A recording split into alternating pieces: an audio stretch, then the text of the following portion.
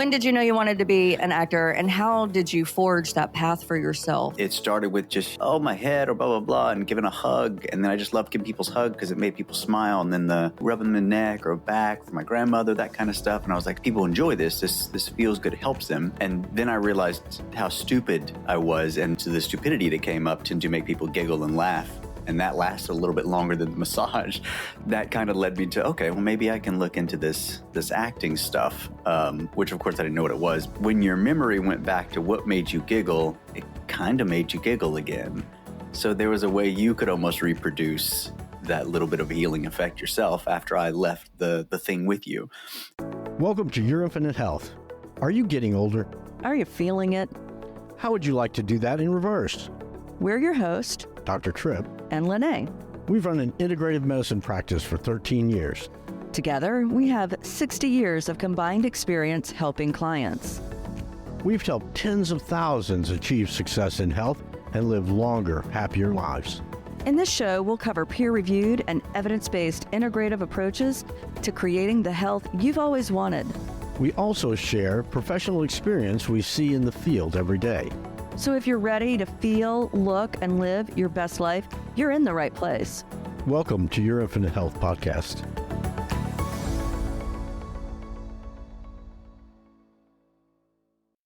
Hey guys, Lenae here. So today, actually, Tripp is out in the Woodlands, Texas, which is right outside of Houston, teaching other physicians on how to provide regenerative medicine therapies to their patients. These doctors are coming in from all over the nation to learn how to use these latest advanced technologies to help repair all kinds of things from not just joint pain, so alleviating joint pain naturally. These therapies actually stimulate the body's own natural healing processes, really exciting stuff, but also using them to combat like aging disease processes like Parkinson's, dementia, stroke, some really cool things. So he's away teaching other physicians how to implement these therapies in their offices as well. So that's really exciting. But I am coming to you not alone. I'm alone right now, but I have a very special guest that will be on shortly. He's not here yet. I'm so excited. I've been a fan of his for a long time now, like Facebook buddies for over a decade, because he's from this town that I was living in, which is not too far from New Orleans, but he's now with his family in New Orleans. So I'm excited to have him on. I'll go into a little bit more about that surprise later. But have you ever found yourself having dined at a restaurant and then when the bill comes, you realize that you have no money? So I've never done this before. It happened to me today. I had taken my wallet out last night to buy something on the internet, so I needed my credit card number. And, I put that wallet on my nightstand and I was like, I better not forget that in the morning. And guess what happened? I forgot that in the morning. And I didn't remember that I didn't have any money until I was faced with paying the bill. And like I said, Tripp is in Houston. So I'm with my son who has no money. And I'm like, oh my gosh, what am I going to do? Because generally not very many restaurants take PayPal or Zelle or some of these other things that I could have accessed. And luckily, this place, because we go there so frequently, thank God we go somewhere frequently, that they know me to a degree. And they were willing to let Tripp, thank God he answered the phone, use his credit card over the phone. So I'm so thankful. And so after this interview, I actually have to run home, which is not real close. It's and on top of all that, I only have 77 miles of gas left, which is, I think, unless I get stuck in traffic, should be good for me to get home.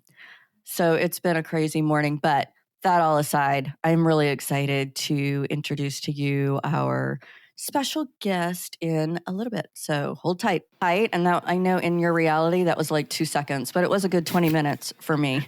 But my very special guest is here, and I'm going to tell you a little bit about him. before I tell you who he is. So he's a local famous actor. He has been on both the silver screen and television, featuring prominently in his recent hits like The Hunt and A Savannah Haunting. His impressive repertoire spans TV shows like Preacher and Marvel's Cloak and Dagger. I saw that. That was a really fun show. Movies such as National Champions, Wicked, Don't Look Back, The Highwaymen, When We First Met on Netflix, and even a film he produced called End Trip. With a remarkable 50-plus credits in both film and TV, he is also renowned as an acting coach, and I can't give you the name of his studio yet because it's his name. And beyond his cinematic achievements, he has embarked on an exciting new venture as an author. He has a new 3-part series out called The Actor's Gift to Manifestation, stands as a guidebook delving into the fusion of acting and manifestation. And despite his stellar reputation in the film industry, he humbly identifies himself as a father, a husband, a spiritualist, driven by a passion to empower others to uncover their inner strengths and optimize their lives. He envisions a world transformed by collective shifts in consciousness, leading to a more harmonious existence. Welcome, Dean West. Thank you. I like to say I know just enough about almost everything to be dangerous, but not enough. And not enough to be an expert. So you're like, like a Renaissance man. Isn't that what they call a Renaissance man? Yeah, in LA, we always called it slashers. It sounds more like a horror film, but slashers, because it was like, what are you? Well, I'm a filmmaker slash actor slash. So, yeah, we'd call it slashers. You know, I think always having a plan B, C, D, E, F, G is smart. Nothing wrong with it.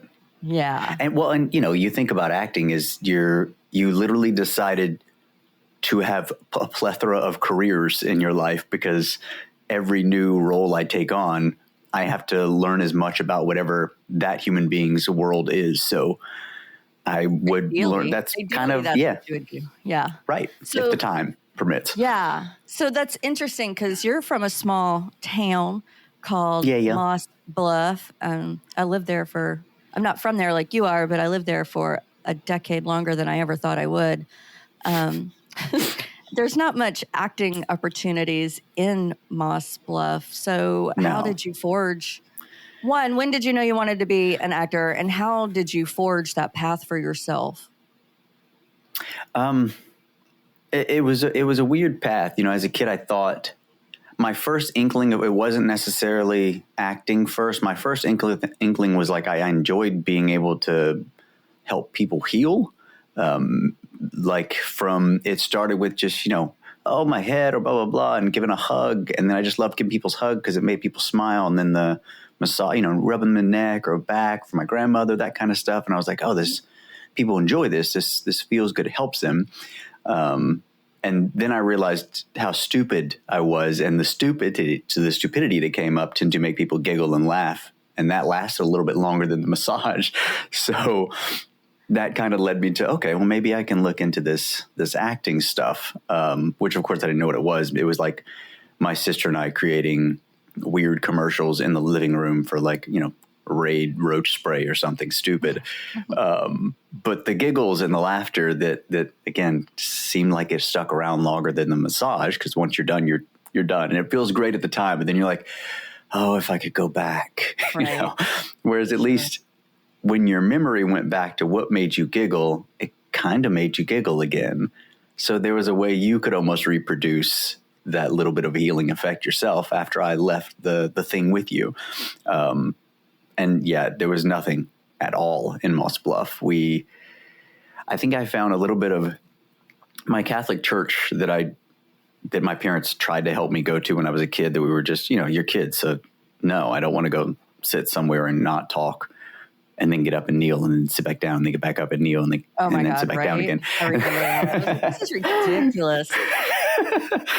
But at least, it was a workout, then you got fed. So it's nice. And then there, I had met this youth minister that just ended up being a really cool dude. And we started like creating skits and plays and stuff like that for the church, which I enjoyed the acting side. And then I started like writing and stuff for it as well for the skits.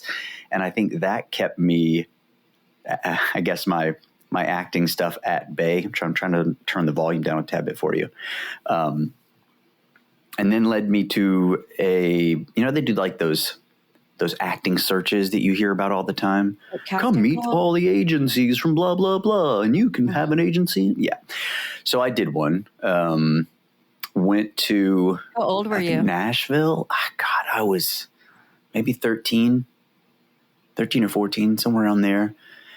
And I went to Nashville with my mom, and I ended up with an agency out of Los Angeles and New York. But for a kid that's 14 living in Moss Bluff, Louisiana, who cares? Because right. I mean, I wasn't going to any of the auditions. I lived in Louisiana. I wasn't flying out for any of that. And, it's not like now where we put almost everything on tape and submit it. Then you had to be in the room. So that went on for another year or so. And then little did I know, I had a cousin that I called uncle most of the time because my cousins were significantly older than me. So I always just called him uncle. And one of my cousins ended up being an agent at an agency out of Houston. So my mom was like, oh, well, let's go chat with him, blah, blah, blah. And I met with him and then the other lady that owned the agency and hit off really well. They liked me. So I was like, all right, cool. Let's do whatever. And I ended up getting a Chef Boyardee commercial as my first national. Nice. I think it was like my first or second audition that wound up being a wonderfully paid job back then, because then nationals paid you well. And that was actually the nest egg that I put away that I eventually used to move to Los Angeles later on. You did get paid well. Yeah. And it hung out long enough that I was able to use it. Now you probably get, depending on the national, but the way they kind of split things up is because it's a lot of internet and streaming and all these other things.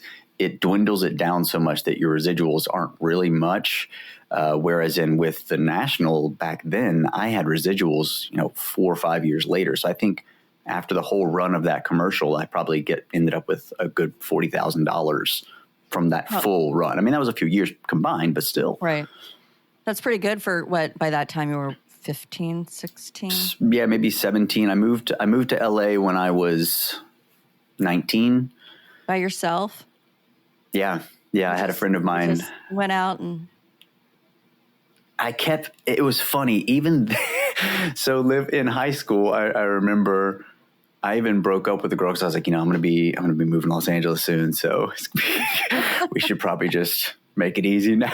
Oh but I think it also set myself up because I was like, all right, I'm committed now. I told people, oh yeah, I have to live up to this. So yeah, that was part of I can't even imagine because, one thing probably most people don't know about me is I was in a Peter Bogdanovich film. It was the last movie that River Phoenix ever completed. And same thing, they had a casting call in Nashville, and I just kind of got lucky, really. The director just took a liking to me. But they did all the filming outside in Nashville, and then they reproduced like the Bluebird Cafe and the interior scenes in studio in Hollywood. And so I was a stand-in Nashville, but I got a 2-line bit in the movie. And so they flew me out to Hollywood for a month for my 2 lines, and one got cut. But there was a whole point to that story, and I can't even remember what it was anymore. Oh, yeah. Well, when they were wrapping up in Nashville, a lot of the locals that had worked on the project were like, we're going to move on out to L.A. And I was like, Laura, my oldest daughter, would have been about a year. She was under 2 at the time. And when I went out to Hollywood, those people had already moved between the time that they had wrapped filming in Nashville and the time that they started the interior stuff in the studio. Those people had moved out there. And this is in the early 90s. And I went to go see one of the girls, and she was living She was living in 300 square foot closet of a parking garage at the bottom of an apartment complex using the public bathroom. And she was Wow. paying $600 for that. And I was like, no, thank you. Yeah, my first one was about 600 square feet, I think. And I was paying, I think, 700 or 750 a month for it. Yeah. So that was not my path. Although sometimes I do like to remind Tripp that I could have been a contender. He's like, I'm so glad you weren't. Because I couldn't keep this place running correctly. All right. Bless his heart. So, and so that's, taking that leap at 19. I'm sure your parents were freaking out. I know I'd freak out if Henry. My mom was. Yeah. Yeah. My, for sure. My dad lives in this wonderful world of Dean, because Dean Senior is his, I'm actually a junior, so I went by DJ growing up. My dad's world is it's pretty awesome. It's got to be amazing. But the day before we were leaving, we were driving somewhere, and he was like, and my dad's from the South, so this is his accent. Hey, Bubba, we going fishing tomorrow. You come with us? Dad, I'm driving out tomorrow. Oh, you still doing that? Well, yes, I am. So literally up until the day before, he still was just like, I don't know. I think it was more his like hope in his head of like, okay, my son's not really going to leave. He's not really going to leave. And then I left, and he was like, shit, that happened. He was trying to manifest a different reality. Yeah. Oh, that's great. Well, so you go out there, you do some projects, you end up coming back to Louisiana. What prompted that? So a couple things led to that. One, I was with the coach I ended up finding out there was just top notch. Like I could never send anyone to a better place. If they're moving to Los Angeles, check out a guy named Aaron Spicer. And now they also have a Spicer Sturgis studio, which is, I think he kind of separated himself a little bit and has been doing kind of private clients and running his own podcast and stuff as well. But I ended up from that, we'll go into that later, but I feel like acting kind of put me into, of course, wanting to do more of what I was doing. And then it kind of split me off into this other little path of understanding the world. But I met a girl from Louisiana while work. I had a promotion company living there that ran clubs and stuff. And I met a girl there that was from Louisiana that pushed me off as far as she could until I wouldn't leave her alone. And then we got together. And we also, as I started paying attention to the industry coming out of the South. Is that what you're saying? Oh, yeah. You harassed her until she gave in? Well, no, then she just, started following me. Oh. Right. She was after me. At least that's my story. I think eventually we will get clarification on this, but please. It's I was about to say, unfortunately, she's going to be on here at some point. So then you'll probably hear the real story, or at least her version of the real story. And she was from New Orleans. I was from Lake Charles. So it's, a 3-hour difference. But in New Orleans, the industry had started picking up here throughout the South. New Orleans had become a little bit more of a hub. It was unfortunately kind of known also as where like films go to die. because it was a lot of the indie world. But for whatever reason, I feel like it was cheap enough to do here that, some of the lower end producers started doing it really quick. And then some were learning. Some of the learners got amazing and are doing amazing movies now, getting awards for the work that they're doing. And then some just didn't really care to try to better themselves or do anything else. They were just like, all right, well, we got some money working. Let's just keep doing what we're doing. Or there'd be like one person learning and getting better, and then they just bring on the same crew, and the crew wasn't getting better. So the film wasn't necessarily getting better. So it became known as that. But we had these tax credits that got implemented throughout the South. Louisiana was one of the heavier ones, and then Atlanta and Mississippi, and some of them picked up some of the tax credits ideas as well. This one became so good that I was like, we moved to Los Angeles for acting. Why would I not move back to Louisiana if I'm doing it for that same reason? And obviously, having a girlfriend that originally was from New Orleans, this Maine area, and she was more than happy to come back as well. I remember we were sitting in Toledo Bend at my dad and them's camp, sitting at the edge of the wharf, and me and Michelle are sitting there, and nobody else was around. I don't know what we were talking about, but I was like, you know what? I think maybe we should move back to Louisiana. And Michelle literally almost like sat and turned completely around. I was like, what did you say? She was like, I just don't think I ever thought you would say that. Just knowing what you were, in Los Angeles and how much focus and stuff you were there. She's like, I never thought you were going to say that. Like she told me, but later she's like, I decided we were this is it. Like, we're probably not going anywhere for a while. Mm-hmm. But yeah, the industry moved enough that it made sense for me to come back here. And I would say in the first year back to Louisiana, I probably worked almost as much out of the 8 years that I lived in Los Angeles. Really? Cool. Because there wasn't, there was a pool, but there was probably at the time, I would say 10 of us that had like been in the industry and been training as actors to that level. And then there was, probably a B list. I say B list, like I'm an A list. The B list of actors that had been doing it, but hadn't been doing it as long. You know what I mean? And then 5 years, 6 years later, the industry took a dip because the tax credits got pushed away from cattle farmers, which is another conversation. But Atlanta was like, all right, hey, we'll take those credits. So that's when all the studios launched in Atlanta. And a lot of people from Los Angeles, New York, Austin, everywhere that had been acting forever was like, oh, well, let's move around because we don't have to be in Los Angeles anymore. That's why the industry is so different now, that actors don't necessarily have to be in those hubs anymore. That's cool. Yeah. Just because it opens up the exposure for talent that you might not otherwise be exposed to. Yeah. I think. Yeah. But it also makes it a little more competitive. You had mentioned something about it being like there's a high attrition rate with respect to actors. Yeah. I think one of the stats for our union, our Screen Actors Guild, that's one of the ones that's they're having the big conversation right now because they're trying to figure out AI credits and all that stuff.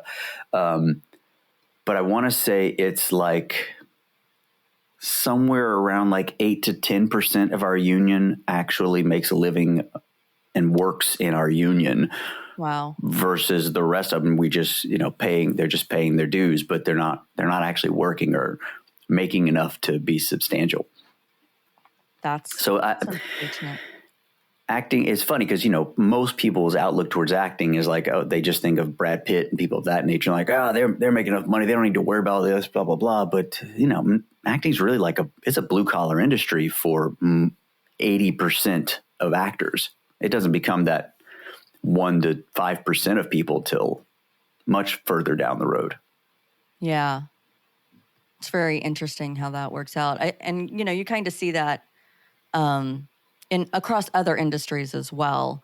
You have, even in the medical industry, there are a few people that hog the media and become the celebrity, and the rest of us are like, I'm over here and I'm just as great, and it's so frustrating. I think I would say COVID really amplified that version for people. Right, for sure. And so speaking of COVID, and I don't really want to get into a COVID convo, but how did that impact?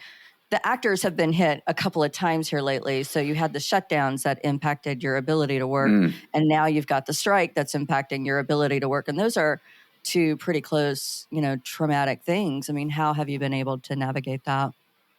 It was almost all three in a row. So we had pandemic hit, and everything kind of shut down. Obviously, literally everything around the world. And then they figured out, okay, we can put some mandates in place, and I think we're okay to start filming again. So we were actually, one of the films I was working on at the time was one of the first films back in Atlanta to start filming. We're actually in Savannah, Georgia. And the mandates that they were putting in place, most of them made absolutely no sense. It was just a bunch of people trying to figure out, okay, what can we do to make some rules that sound like it makes sense for this thing we don't understand? Right. So, but it went from mandate to pandemic, or pandemic to mandate, and then into writer's strike, then to actor's strike. But the rules were so funny. Like I would finish a scene with my wife, in the movie, literally making out. And then we'd all go to lunch where someone would go, would you guys mind sitting about 6 feet apart? What? Were you not watching? Please put your mask on while you're at lunch. And that was my first kind of like, oh, wow, some of this is a little silly. And I don't think we have a whole lot of understanding of what like it made it seem, of course, like you said, there was certain doctors that got amplified, and it seemed like they had a complete control. We knew what was going on. And then as mandates started rolling out and more science started coming out, there wasn't just those, main 3 doctors having the conversation, but other doctors getting involved. And I was like, what was going on? And why are we not able to have this conversation? I think that's actually how you and I became such good friends early on. Yeah. Well, and doctors, if you had a differential opinion, you had to be very careful. I mean, I saw doctors speaking out and getting ostracized for speaking their truth and giving their perspective. And, we didn't want to get into that. I mean, we have certain losing license, but you gotta, I don't know. It was hard to navigate because you want to stay in a lane where you can still serve. And if you're polarizing people, you're going to compromise your ability to serve, if that makes any sense. Absolutely.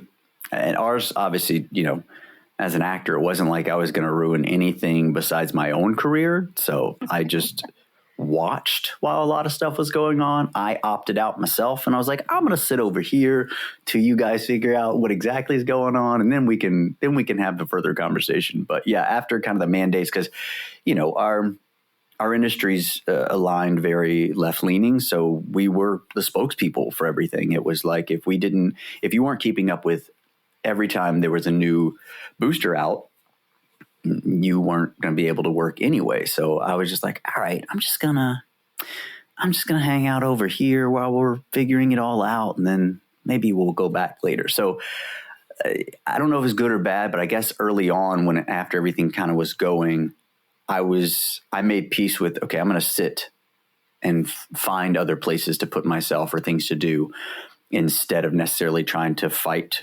whatever was going on there. So I think mentally I had already kind of put myself in like, okay, I'm going to put that on hold. And I accepted it quickly, I guess is the best way to say that. Because it wasn't, I don't know, you think of it back to the mental side of what we do. And it's like, if you can either leave a door open that, I don't want to say leaves hope, but leaves the possibility of not knowing where you're going to go with something versus, okay, I'm okay with this. I put that piece in place and now I know what I can hop over and what I don't even need to worry about. So I kind of put it in the, I don't need to worry about this right now place. I also have a 3-year-old, so she kept us pretty busy. Became a little pandemic baby. Right. She's so cute. She's just so cute. It was so funny because the first time we took her to the zoo, we're like walking around and we're like, oh, look, there's an elephant, blah, blah, blah. And she's eyeballing like kids because she's like, oh my God, what is that? The kids, they weren't leaving the house. So, right. But yeah. Yeah. So you are quite a spiritualist, I do believe. Yeah. How do you use that in acting, and how do you teach other people to use that in everyday life? Like how did you even get there? A lot of actors are into things, but that's not usually one of them. No. Well, so when I mentioned the Aaron Spicer, one of the coaches that I had started going to, I didn't realize this till later, like after I'd been coaching with, this is, probably 10, 15 years after I'd coached with him, I went back and was looking through one of our notebooks that we'd always worked out. And he had like a page of like books he recommended. And I'm reading through just the list because I was, prepping for another studio that I was working at the time. And I'm looking through the books that he had on there. And I'm like, holy crud. These are like 3 of these books are ones that really opened my eyes to things and that I got later. Some of them I didn't find till later, which made sense of how whatever way I shifted doing his class to begin with. But when you're breaking down character, it's literally almost like an A to Z questions, right? That you're going through. Where did you grow up? Who are your parents? What did they do for a living? Like almost anything you know about yourself, you want to try to have a grasp of who this human being is. So you can then affect yourself in the way to go, okay, I can take these certain things on that allow me to live in the moment of this, this, and this. And that creates these circumstances I'm living in. So while diving into these different characters and things, of course, with a good push and nudge from Aaron most of the time, I liked going into, because I had come from a place that I later on started teaching catechism and understanding Catholic religion pretty well. I loved understanding religious aspects of these people because, when you meet people of a certain religion, there's a whole way of life that came along with that because that was kind of their basis of understanding the world. So as I started looking at the religions and the spiritual aspects of each of these humans, it became really apparent that you could literally have grown up in the house next door to you. If that family had a different choice of religion, your whole life was shifted by that one little bitty decision of, I say little bitty, but one decision. Different countries have a completely different aspect of looking at this world because most of them were raised differently, but they had a different religion or a different aspect of what this creation even came from. So the more I started diving into these characters and understanding, wow, you're literally the whole perspective of the world shifts every time I let myself kind of align myself with these other humans. I started getting, this understanding of what I didn't know then, but was this shift in my own perspective in the world. And that was the part that I was like, holy crap, I like this stuff. I like the understanding the world from almost like everyone always says, step into a different pair of shoes. You've never walked in their shoes, that kind of thing. We're literally filling the shoes. So now I kind of explain it as like the closest thing you could get to, I guess, God or creation, essence, source, whatever you want to call it. The closest you could get to that would probably be being in the present moment of feeling like you created something as if you were godly. Mm-hmm. What we do as actors is someone gives us a script that has what you can now call the Bible, right? It's the script. This is what the world we're living in. It sets up all these circumstances that you then create to be real for you.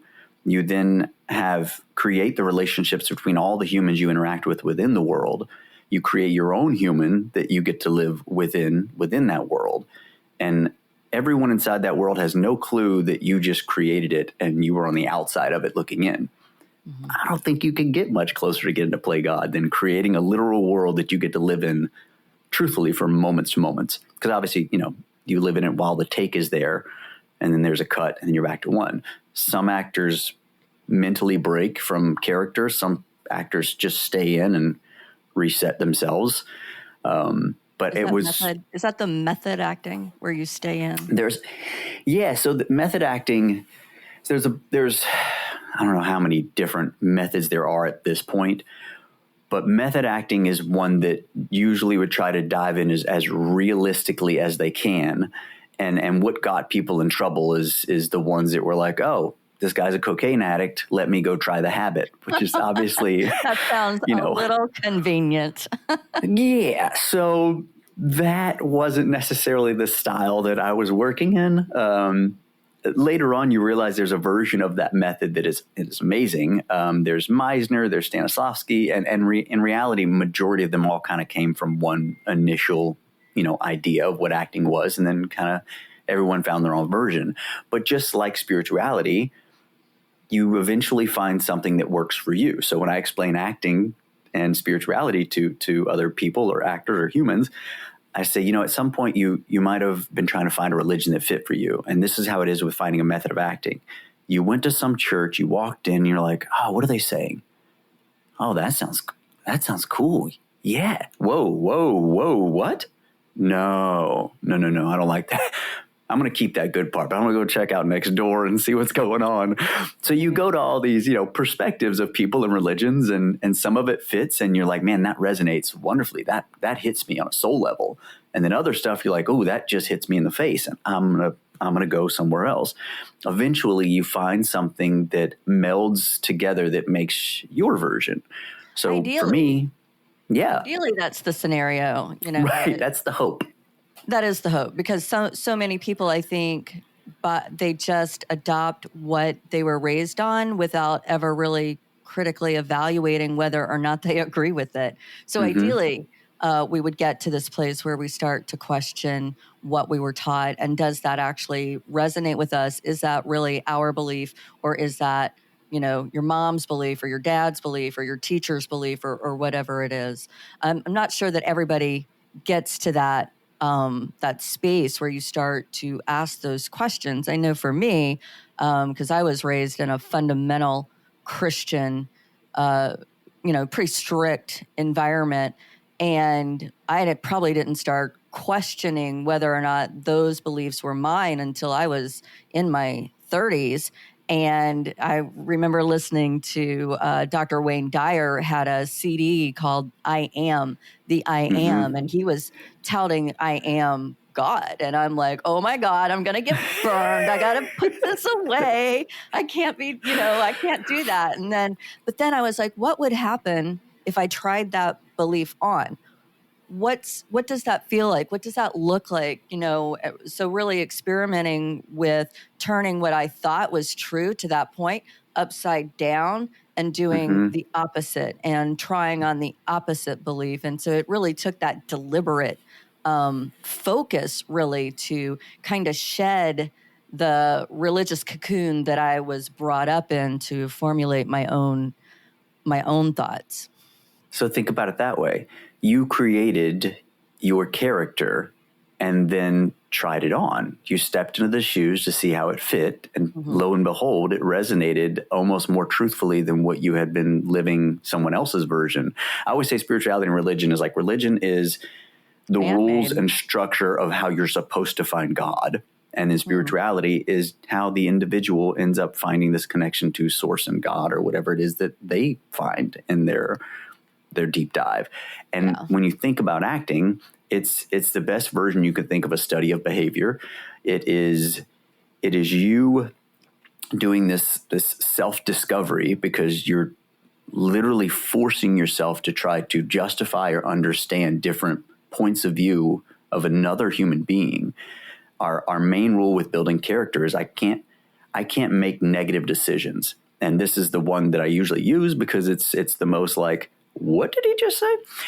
If you had to play the character of Hitler, you have to look at what you were doing from the perspective of love and not hate.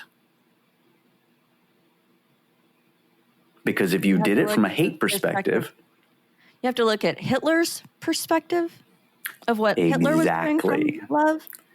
Oh, that's exactly a challenge. It's a huge challenge. That's why I use it as the largest example you could use. You can't play a character that hates itself. You can't do it. You can act a character that hates itself, but you can't allow yourself to be a human that you think is causing the most ridiculous harm in the world ever. But if you found a perspective of going, how is this helping someone from his perspective? Hitler thought that he was doing something that was going to help his race, right? He was going to clean the world of this other race, doing things that he thought was going to elevate the human race. So he thought what he was doing was for his own, for good of other people. If you can find a perspective, other people. Right, for his selected other people, exactly. But that's the biggest one, because if you can try to find a place that you would allow yourself to see the world through that, that I think is obviously the biggest friction. I don't make people start there. I start with simple things like, hey, you're a cat person. Let's focus on liking dogs, right? Like, let's start small. But that's literally what you got to do. You got to try out these different perspectives. And that's what we're doing as actors is we go through this, so many different scripts and plays throughout your training that lets you get into these different worlds. Because most people, not only do they not have access to the reality of what their spiritual beliefs are, they don't even have access to their emotional aspects of their own life. They can't let themselves get angry because they feel like they're going to have someone going, hey, we don't do that. Right? You couldn't, think about just between men and women. Men weren't supposed to cry. I came from the South. I had to go to an acting coach that said, hey, it's okay to cry. Like you can do that. You can feel other emotions if you so choose. But most of us grew up in the South where men don't cry. Women act like ladies, right? There were all these rules that we had to be within the boxes we were supposed to be in of. Acting is literally teaching you to, hey, let's just break out all those boxy edges and let's just realize that there's this expansive universe out there that you get to test out and understand and believe. There's nothing that's taboo. It's all just perspectives of the world. If you decide you don't want them, that's fine. But if you decide something resonates better with you, that might actually help you find you. Everyone always says, when you need to just be yourself. No one has a clue what self is. Right. How do you tell someone be yourself when they have no clue? They literally were taught what self was by someone else that was trying to help them mimic being themselves. Right. I get told to stop editing myself, but I feel like people would hate me if I stopped editing. I'm a highly edited individual, and I feel like that's community service. I'm going to agree with that because, and I think that's part of the big conversation right now of like free speech versus hate speech and that kind of stuff that's been going on. It's like, of course I don't support hate speech, but I do support everyone being able to speak freely, because if I start saying you can't say those things, what if later on it's the things I'm saying that people are like, hey, you can't say those things?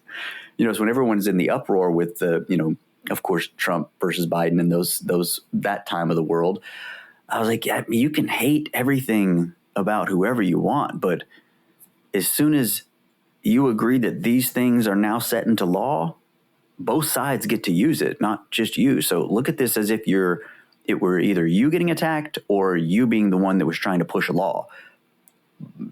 It's gonna at some point be on your side of the fence. Right.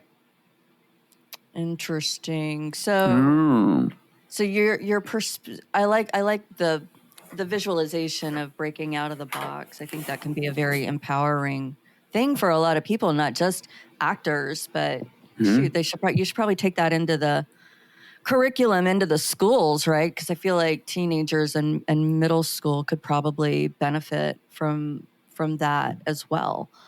So that's your next task, Dean, is to well, and that's kind of our secret way in, because when you look at schools and the way our system's kind of been set up, it's not to create a bunch of individual thinkers that want to think on their own.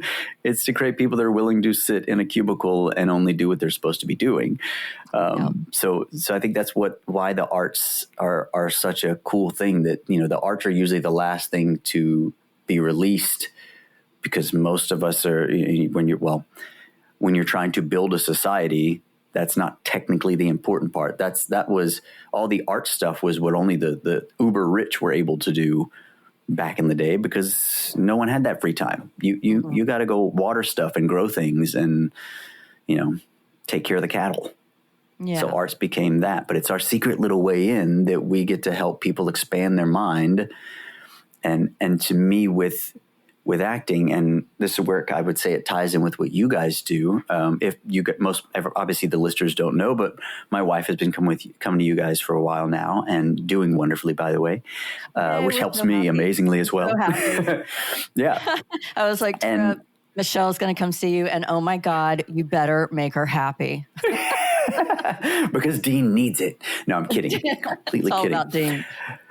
But understanding what you guys, when I was reading through the book as well, And listener, you're Yes. referring to Think and Live Longer, which is our Absolutely. mind-body coaching component, and required reading for everybody who becomes a patient, FYI. So go ahead, Dean. Mm-hmm. Finding a doctor that had a perspective of the world that I had already, I was like, oh, this is it, Michelle. You're going there. I'm not asking you. This is where you're going. I have my own battles back and forth with, some of the pharmaceutical industry, but when it comes to finding a doctor that, one, you have to sit and have a conversation. That right there puts you guys above 80% of doctors already. Most are just trying to go through the paperwork and go, I already know what you need. We're good. You don't have to keep telling me all this. Yeah. Versus where y'all want to sit, have that conversation, see what the things are that's going on. What are the things affecting? Because you understand the world from a perspective that knows whatever this constant mentality is going through as well is of course affecting your daily life. I mean, it's like saying the engine in the car is not going to affect the exterior. Yeah, it's got to run. It's got to work. So what we do from the acting perspective, and one of the things we do is what we call inner monologue. When I'm creating character, after I've understood all of the experience this human being has gone through, I go through visualizations. I go through things to let myself kind of get into a meditative state and mentally go through what this human being has gone through, so that it becomes a part of my story and a part of my memory, not just these are the rules that the actor needs to follow to act like that character. I want to be in the moment enough that my subconscious is doing the work, not my conscious mind going, hey, make sure you get the line right, get the line right, get the line right. I'm the worst when it comes to lines. I've never been the actor that's like, because when you're on set, you'll mess something up and they're like, hey, what's your fourth line? I have no clue. That's why there's a script supervisor. Ask her. I'm never the one that can recite lines like that. But when I'm in the moment, after I've done what we call a moment before, that kind of gets me present within the circumstances of this human, I'm after something. I want something, and I'm in line with what the character wants. So most of the dialogue comes out correct because I'm after something that's exactly the same, coming from the same perspective and place that human was as character. Kind of like an immersion, like you're doing an immersion technique to get into that consciousness of that character. It's really interesting. Our moment before is where was I, where am I, and what do I want? So the where was I, and this can be, months or years depending, but if you think of it from the perspective of what you guys do, if I took my where was I, where am I, and what do I want, and adjusted it to things that put me in the future me, not the current not feeling good, funky me, right? I can then set myself up every morning of running my moment before so that I can allow myself to try to live in that future me more often than the present not feeling good me. Yeah. So listener, if you haven't gone back and listened, I think we talked about creating your successful health image, and what you're talking about, Dean, is related a lot to that process where a patient will come in, and patients invariably are acutely aware of what it is they don't want because that's what brought them in the door. Very few have conceptualized or visualized what their happy end result is. And so we take a practical approach to getting them to think about their future, healthier, happier version as well. So it's interesting to see that parallel. Yeah. I was telling Trip, one of the exercises I'll do with actors is we do the deathbed you or the 5 years later you, where you go into that meditative state and you either, one, meet yourself on the deathbed, and that version of you gets to tell you a little bit about what life was in your path, or you meet your future 5 years later you as if everything you ever wanted worked out completely in your favor, and you get to speak with that future 5 year you that helps you lay out your goals and your path to that enlightenment of where you became, what you became later. Of course, reading through the book, your setup is very similar of like, here is the healthy you. Let them help you understand how their life is now, what they became to know as their everyday life. So when you go back to that inner monologue, the inner monologue is, I'll read through script, say I take a page, which we call our sides. I read through the sides. I've already built character. I know who I am, what I want. I understand my objectives in life.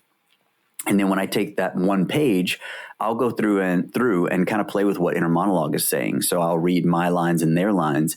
And you have these thoughts that pop into your head, right? Maybe you said, "Oh man, I love you so much." But your inner monologue was, "Oh, please God, leave for the weekend." Right. That might be the actual human's inner monologue of like, "I really just want my weekend alone. And you were going to go on that trip. And I just want to tell you how much I love you. Have so much fun." You're not really doing it because you wanted to tell them I loved you. You wanted to tell them, "I need some break for myself this week." Right. But that's our inner monologue. So if we go backwards and go, let me set up a little bit of inner monologue for the day, whether that becomes those positive sayings or whatever it is, you've already kind of preset these reactionary mental thoughts that go through your brain so that you get to stay in future you a little heavier percent of the time versus your daily you that has to deal with the dog peeing on the floor and your child throwing her yogurt at the TV or whatever may happen. That doesn't happen here. Right. But if. Sure, never. Very cool. Okay, so I got to back up though, because at what point did you say I'm going to open up an acting studio? I didn't open the studio till I moved back to Louisiana. I had started coaching for Aaron, like kind of private coaching and help people get through, work on auditions and things of that nature. And the more I did it, the more I kind of figured out more of this other spiritual kind of side of stuff. And then I opened the studio in 2009 or 10, maybe 2010, because I think we moved back here in 2009. And after, running people for myself, I got to see how big of an effect, we could really have when you let people go through these things. Remember I told you what our character breakdown was? It was kind of questions from A to Z. I shifted that. And in your first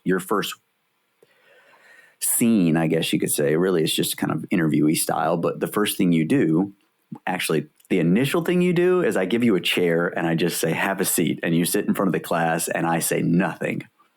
And we just sit. In silence? No, because inevitably the actor goes, "What do you want me to do?" Right. "Don't do anything. Just sit there for a second." "Okay. Do you want to close my eyes or should I do you want me to, what should I do? I need to do, can I do something? Like, what do you want me to sing? What do you want me to do?"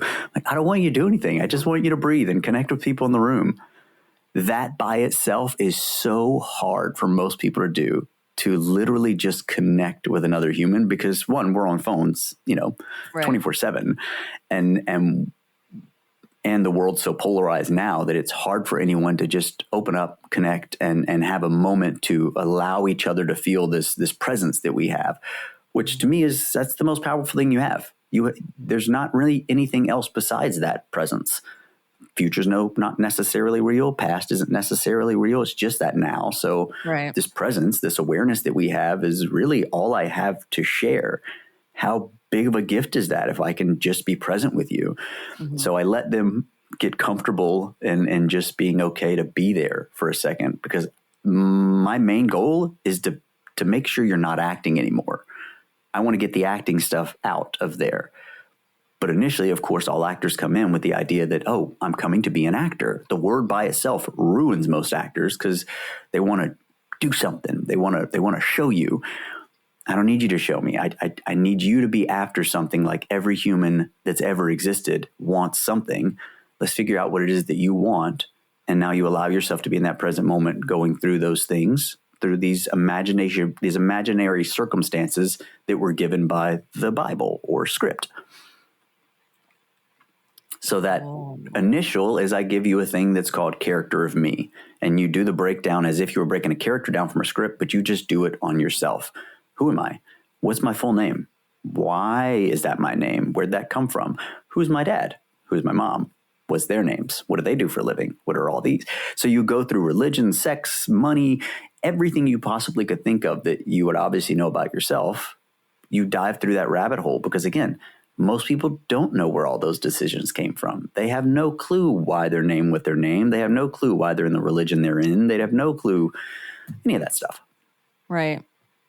I always tell people my name came from a morphine drip that my mother had while she was giving birth.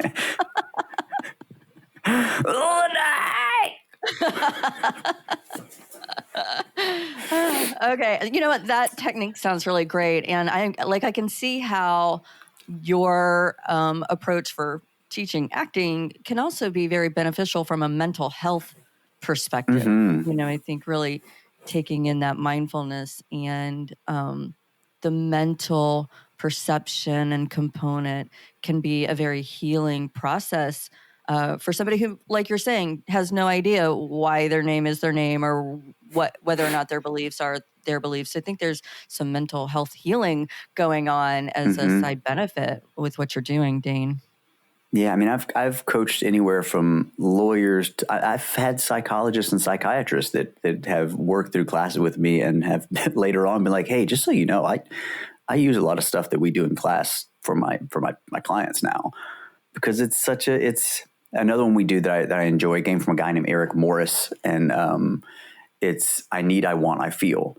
And you will literally just sit there. And I tell you guys can all do this, of course, by yourselves. Set your phone up. You can record with video or audio, whichever one, but just start saying out loud, I need, I want, I feel. I need, I want, I feel. I need, I want, I feel. And then whatever comes after them, just say it out loud.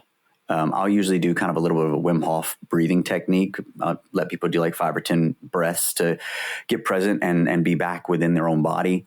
Because when you breathe of that nature, it automatically connects you because you're having to be aware that you're breathing. Right. And then I let them start running through that, because now when you're going through, I need water. I feel off today. I want to better my life. I need, and you just literally keep spitting them out. You eventually find some of these nuggets within there of things that you want on a deeper level that you didn't realize because you've never been okay with even saying it out loud. Most people can't even verbalize it because it hurts or it's got old attachments. I mean, we've all had a good or bad relationship that made you put up that wonderful wall that stopped you from letting a lot of people in.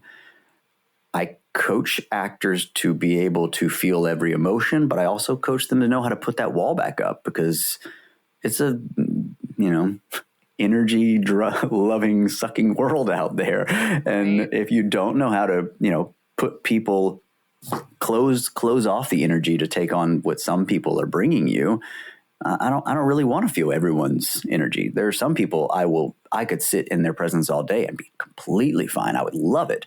Others, we can talk. I'll give you my thoughts and we can move on with our lives. That's so diplomatic. You're so diplomatic. You have to. I think I've only had one student that I've ever had to say, we should probably part ways, and healthily. I want one with every student. I'm always like, if there's ever a point that you felt like you've gone through class and you didn't find either an aha moment or you didn't figure out something that made you better or made you want to dive deeper into what you're doing, I'm not doing you justice. Let's find you somewhere that will. Because not everyone goes, for us as actors, a lot of people, especially in the South, there was a lot of like audition coaching, which is you get your few sides, you put them on tape, you move on. For me, I wanted scene studies. So you had to go into understanding the development of character and all these other things, which is how you understand who you are. Because how do you shift your own mind and your own way of life without having an understanding of what that is and where it came from to begin with? We almost have to, for lack of better words, clean the slate a little bit before we can start putting the new out there. Because right now, the old's holding everything in place. If you can't break that structure a little bit, then you can't rebuild in a way that suits you better to understanding who you are and what you want. Right. I get that. So are these, is this what we're talking about? Are these in your books? Because you have one book out. I want you to tell everybody about that. And then are the other two out, or those are forthcoming? And then you have a podcast coming. You got all these projects that are about to launch. So tell everybody about all that good stuff. Hey, my industry went on hold. I did not. So the first book is called The Actor's Gift to Manifestation. because a lot of people already kind of, I even toyed whether I should use the word manifestation because it's got so many, it's got about as many connotations as the word God does. People just have like this automatic idea of what it's supposed to be. I think on that note, I think a lot of people think that I didn't get into anything, but I felt like I was compelled to clarify somebody's comment on Instagram recently about the word manifestation, because I think people think it means pulling something out of the air, dreaming it, and it will appear. And that is, I believe, a complete misunderstanding and misuse of the word manifestation, especially when you live in a reality of cause and effect and effort and reward. Sorry, go ahead. Yeah. No, I completely agree. It's finding your connection to that intuitiveness so that you can have inspired action from that manifestation. And that's what guides you, into the next action, that eventually gets you towards that manifestation. And obviously you all know because you got a book out about it, but the mind takes those thoughts that creates the energy finds its right frequency, and then you align with what things are already on that plane, that frequency. Mm-hmm. So if you can adjust yourself enough to shift those thoughts, then you can either level up or level down. I like the people that say, I don't do that whole manifesting thing. No, you do. Right. You just don't. At every moment you're manifesting something. You're doing it. That poop you just stepped in, that's part of your doing, my friend. Right. That person then that's in office, part of your doing, my friend. Like, people want to think that, oh no, if I'm not doing it, I'm not a part of it. But no, if you're even in your dreams, you're affecting your daily life. You're affecting your mentality. You're affecting the energy around you. That's just science now at this point. Right. I think we've, science and spirituality have kind of started getting closer together to where people are starting to understand our old ancient beliefs with some of this new science, especially with metaphysics and some of these, even though some call pseudoscience or whatever. Once it starts getting data and putting on a page, I think there's a little something to say there. So the first book is Actor's Gift to Manifestation. It is out on Amazon. The second one, and that one probably is a mix. It's more of a mixture between getting to know me and what brought me to this, and a little bit of a kind of an introduction to an actor's path that you could use. Mm-hmm. And then the next one's called The Actor's Alchemist. And that one is going through a little more detail work of how to shift these things. It goes through that character breakdown of how you can do it for yourself and, shift those. And I think it's in that book as well that we kind of talk about shifting your old thoughts and beliefs and finding a way to adjust your old memories. Because like we said, if the past is not necessarily real, because now is only what we can truly justify, then everything you have that's locked into your subconscious as your memories can also be adjusted. Mm-hmm. And then the third one that I'm still playing with two different names of either like breaking beliefs and empowering perspectives, or another one that I can't think of right now. So that one's not out just yet. The second one is completely done. I'm adding some little work things to do in between, little workbook action. And then the third one's structured, just not into full book form just yet. But between those two, there's a combination of that work of kind of adjusting your own memories so that they are better support what you're trying to do to move forward with your own life. And then the third one, I'm going to have some scripts and stuff in so that you can even try to access some of the emotions that you may be locked off or put in the closet. I always say, for me, especially understanding the science behind it, I think every time we're taking on character, it's something that we all have inside of us. You're really just tapping into the source, or, that Akashic record. You're getting back in this connection with it, because in the closet that I usually reference is where I've got all of my demons and my angels from A to B, A to Z. All of those good and bads and versions of me are there. It's who do I allow to come out at the time? And if you haven't made peace with all of them, I've invited my biggest demons out, and we had some coffee. We'd have a discussion, and then when we go on the road trips, they sit in the back. They don't get to pick the candy or any of the snacks, but they can listen to the music. When I need them, I bring them out. If you don't have access to those demons that most people don't want access to, because like, oh, no, put them in the closet. I don't deal with them anymore.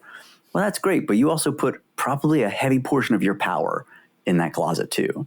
So as we can go through and access these emotions and be okay with going, oh, wow, I can bring that out, use that and feel that without it controlling me. Because most people are just controlled by them, not vice versa. So the third one will have some scripts to kind of help you access those things you weren't able to do either. Very cool. Well, I'm waiting on my first, on your first book to, I think it's supposed to be here on Monday. Woo! Can't wait to delve in. Yeah. And obviously, if you guys have or have not read y'all's book so far, I would combine the two, because I think there's some great things that y'all can use from mine to implement into that health journey that'll kind of elevate what you're already doing. That's why when I was reading through y'all's, I'm like, man, this is good stuff. I'm liking this. Yeah. So I can't wait to get into your book, because we often, after somebody has successfully completed Think and Live Longer, they're like, okay, what do I do? Where do I go now? What do I read now? And so we have a short list of some things that we recommend. So can't wait to get you on the recommended list there as well. It's funny, you think of things like manifestation and all that, and it's usually just people telling you, think about the things you want, blah, blah, blah. But there's not, and everyone wants, like acting, everyone wants an actionable step. Okay, well, what can I do? Well, nothing. So, and that's what I really loved about y'all's book, is with Think and Live Longer, there's so many actionable things to do and ways to actually get into the workbook side of it. Because, you can read information all day long, but until you have something to physicalize or do something that you feel is going to, put it into your own repertoire, then it's words that most likely get pushed out of the other ear later on. Yeah, for sure. I hope people, like in an ideal scenario, somebody would read chapter 1 and do the exercise before moving on to chapter 2 and doing. So I feel if people are like blowing over those, what do they call? I think I call them mind shift hacks or something. If somebody's blowing over that, then they're really not getting the value out of the book. And we had a fairly new patient be like, okay, I read the book. And it was like in less than 2 weeks. I read the book. What do I do now? And I'm like, there's no way. There's no way, because those chapters are so dense and meaty, and most people have to look the words up. So, you're really not serving yourself by blowing through Think and Live Longer and being like, okay, well, I read that. What's next? And you really need to it's like a textbook. You got to get in it and you have to conceptualize it in some way, right? Yeah, right in the margin. That's why I like when I would. Yeah, I was about to say, I like when I go with Michelle, because I'll come to her to most of her appointments, and I like that he kind of helps. He will make you, okay, you tell me what it means to you. Let me understand if you understand it, basically. He's got that Socratic method down. Don't you Socratic method me. All right. And then, okay, so books available on Amazon. Is there a list they can get out to know when the third one is going to be released? Yes, you can just go to thedeanwest.com. And that's where I have a lot of my studio information. And I have some courses that are coming out that are structured. You're so busy. Books, I finished the course. Podcast. Funny enough, I finished the course before I even finished the book. Really? But it's kind of retrospectively that I'm tying all these things back together. That I'm like, I don't know why I've been fighting this for so long. I think it's because when you think about manifestation and things of that nature, it's so most people still look in the woo-woo world, which I'm sure you guys deal with all the time when you say this is how a part of our approach to actually doing health. There's so much thought of like, oh, well, that's just the woo-woos. Okay, so you wish you're better? Yeah, that's what we do. We wrote a full book about wishing is what we did. Right.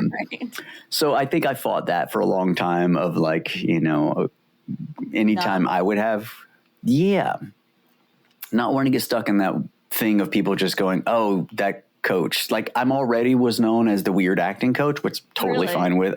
Weird is definitely where I would rather be stuck than hey, you're normal with the rest of the normies, because I don't want to be normie. I think one time some guy did call Trip a quack. Yeah, and that's really a reflection of that individual, which is unfortunate, but it is what it is. But I understand It- not wanting to be, and I have that same issue because people will throw around the word holistic, and right. some people have a woo woo definition of holistic, and I have like SEO. I've resisted that word. I'm like, we are not holistic. We're integrative, but nobody's Googling integrative. So I've really had to like shift Yeah. the way that I think so that people can actually find us. And if they're typing in the word freaking holistic, I just need to be okay with that. Yeah.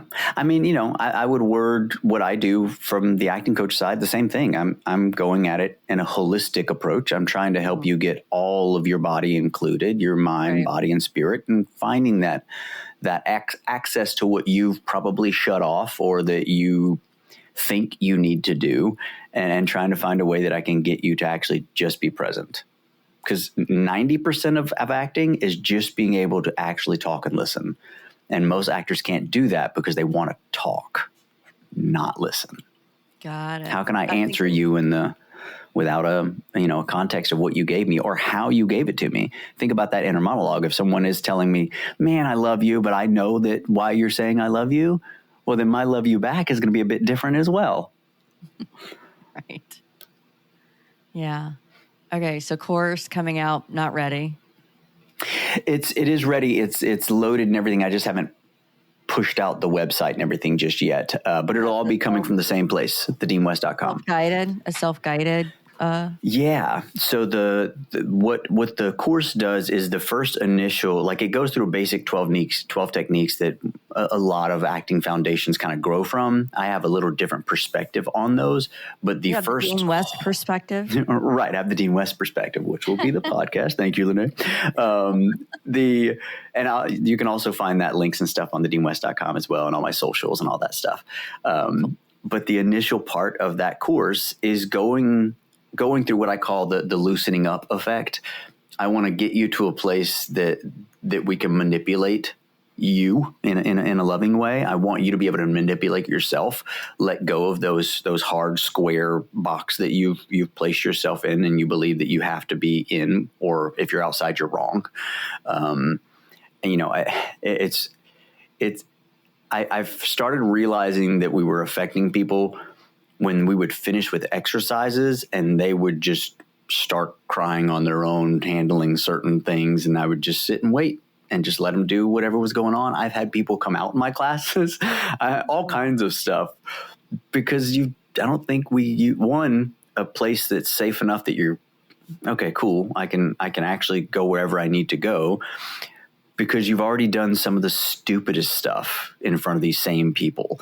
One of the earlier exercises is that, like, I'm having you do some ridiculous shenanigans so that we can get past that mental block of yours. It's like, people aren't going to respect me if I'm this stupid. No. Yeah. Who cares? Be stupid if you need to be stupid. Yeah. I feel like I would be a tough cookie in your class. It would be a fun cookie. Fun cookie. Uh-huh. That's awesome. Okay. Well, so listener, I'm going to make sure you have Dean's links. It'll be somewhere on where Down all the below. words go, down below or to the side or wherever they go. Dean, oh my God, we've hung out. This has been a real treat, I think, for the listener, because we have hung out for quite a bit. So you get an extended cut of your Infinite Health podcast. Michelle had asked me the other day, she was like, so how long do y'all usually do the podcast? I was like, they normally do about 30 minutes, I think. Yeah, 20 to 30. She goes, you and I was like, Trip's not going to be. She's like, well, you and Lenae y'all going to need more than 30 minutes. I realized that 20 minutes in, I was like, we might have to part 1, part 2 this. We'll figure it out on the back end. I really enjoyed it. Oh, good. Me too. Okay, cool. Yes, I mean, I absolutely. Could go on. You would be one of those people that I could just like go, sit in your presence for hours on end. Oh, back at you. Thank you. Well, we do. We'll come to pick up something from the office, and we have you guys stuck in the hallway for 30 minutes having a conversation about everything. So fun! It's like the best conversation I will have had all week. So I appreciate it. Well, good. I look forward to hearing some of your thoughts on going through the book and any additives. Maybe I'll have a whole other section for you guys to put in. I'll do a re-edition of the book where I put in some of the guides for health stuff from you guys. That'd be awesome. Yeah, I would absolutely love that. Looking forward to it. All right, mister, I'm going to let you go. Listener, I hope you found this educational, informative, entertaining, and until next time. Thanks for subscribing to Your Infinite Health. I'm Dr. Tripp. And I'm Lenae. Until next time, feel it, look it, and live it.